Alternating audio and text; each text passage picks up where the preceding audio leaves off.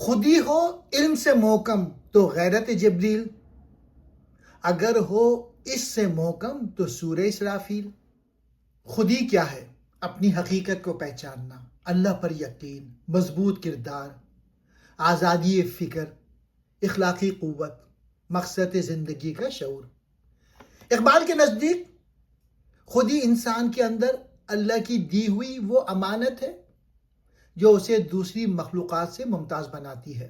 خودی ہو علم سے محکم۔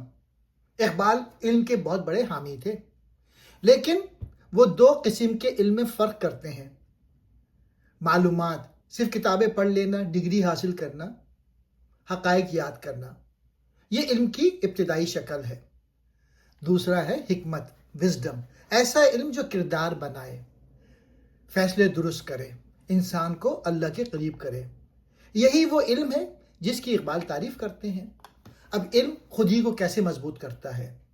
علم انسان کو اندھی تقلید سے بچاتا ہے، خوف سے آزاد کرتا ہے، حقیقت دکھاتا ہے، اپنے مقصد سے آگاہ کرتا ہے۔ اقبال چاہتے ہیں کہ مسلمان صرف عبادت گزار نہ ہوں بلکہ سائنس، فلسفہ، طب، قانون، معیشت اور سیاست میں بھی ماہر ہوں۔ تو تیسرا پوائنٹ ہے غیرت جبریل۔ یہاں غیرت کا مطلب غصہ نہیں بلکہ دین کی حفاظت، سچائی کی پاسبانی۔ اگر کسی انسان کی خودی علم سے مضبوط ہو جائے تو وہ حق کا محافظ ہو جاتا ہے، انصاف کا علمبردار بن جاتا ہے، یعنی وہ زمین پہ وہی کردار ادا کرتا ہے جو آسمان میں جبرائیل علیہ السلام ادا کرتے ہیں۔ اگر ہو اس سے محکم۔ اب اقبال ایک اور بلند مقام بیان کرتے ہیں۔ علم انسان کو سمجھ دیتا ہے لیکن عشق انسان کو حرکت دیتا ہے۔ اقبال کے نزدیک عشق کا مطلب اللہ سے محبت، رسول صلی اللہ علیہ وآلہ وسلم سے محبت، قربانی، ایثار۔ اب علم اور عشق کا فرق۔ علم راستہ دکھاتا ہے، عشق اس راستے پہ چلنے کی طاقت دیتا ہے۔ علم سوچ پیدا کرتا ہے، عشق عمل پیدا کرتا ہے۔ علم سوال پوچھتا ہے، عشق قربانی دیتا ہے۔ علم دماغ سے تعلق، عشق دل سے تعلق۔ علم احتیاط سکھاتا ہے، عشق جرأت پیدا کرتا ہے۔ اسی لیے اقبال کہتے ہیں عقل منزل بتاتی ہے لیکن عشق منزل تک پہنچاتا ہے۔ اقبال نے اسرافیل علیہ السلام کا ذکر کیوں کیا؟ کیونکہ سور زندگی دیتا ہے، یعنی جو مردہ تھا وہ زندہ ہو جاتا ہے۔ اگر انسان کی خودی اس سے بھر جائے تو وہ مردہ قوموں کو زندہ کر دیتا ہے، وہ مایوس دلوں میں امید پیدا کر دیتا ہے، سوئی ہی قوم کو جگا دیتا ہے۔ اسی لیے اقبال نے کہا عشق انسان کو اسرافیل کے سور جیسی تاثیر دیتا ہے۔ عذاب دانش حاضر سے باخبر ہوں میں کہ میں اس آگ میں ڈالا گیا ہوں مثل خلیل۔ اقبال کہتے ہیں میں جدید مغربی علم کے نقصانات کو اچھی طرح جانتا ہوں کیونکہ میں نے خود مغرب میں تعلیم حاصل کی ہے۔ جس طرح حضرت ابراہیم علیہ السلام کو آگ میں ڈالا گیا تھا، اسی طرح میں بھی مغربی فکر کی آگ میں رہا ہوں، لیکن جس طرح ابراہیم علیہ السلام محفوظ رہے اسی طرح میرا ایمان بھی محفوظ رہا۔ اب اقبال کا پیغام یہ ہے کہ مغربی علم حاصل کرو لیکن اس کی مادہ پرستی سے بچو۔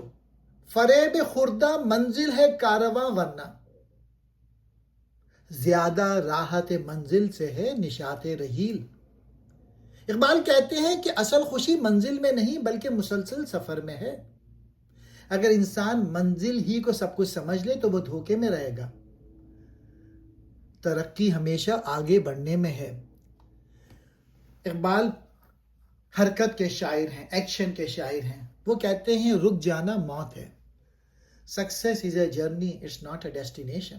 نظر نہیں تو میرے حلقے سخن میں نہ بیٹھ کہ نقطے ہائے خودی ہیں مثل تیغ اصیل۔ اگر تم میں بصیرت نہیں تو میری محفل میں مت بیٹھو۔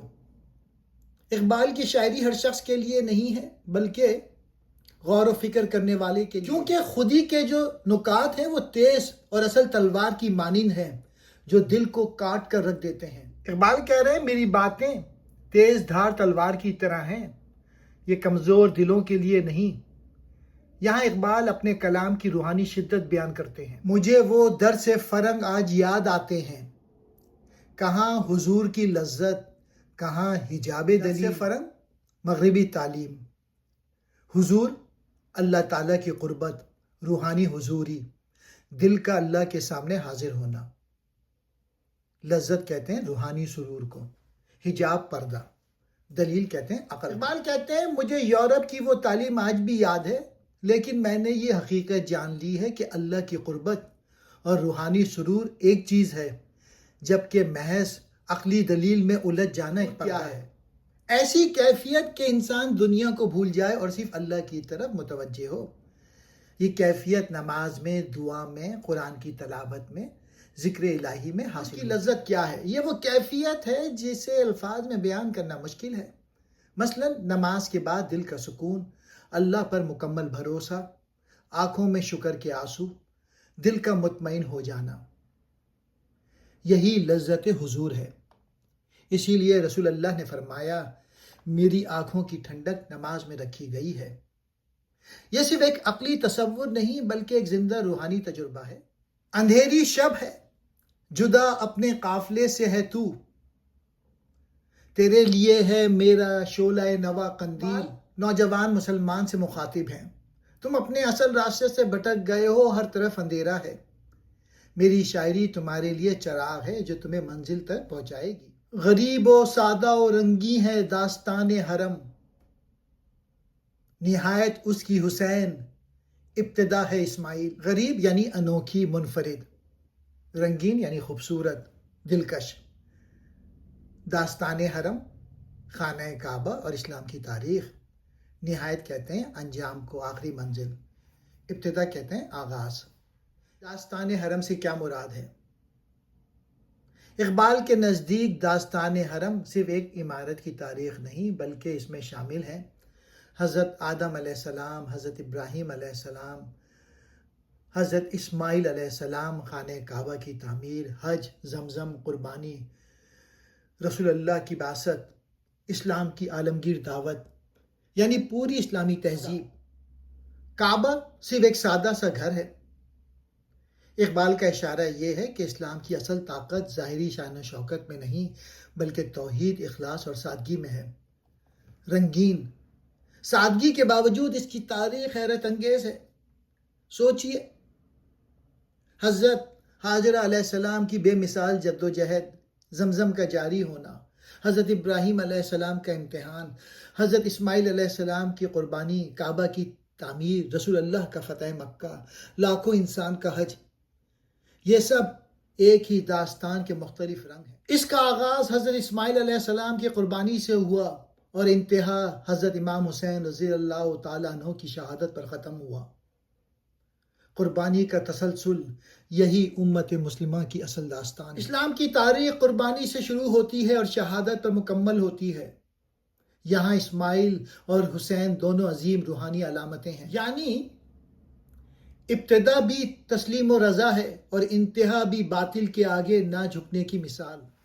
اس نظم کے مرکزی مضامین: پہلے شعر میں خودی کی تعمیر، علم اور عشق دونوں سے خودی مضبوط ہوتی ہے.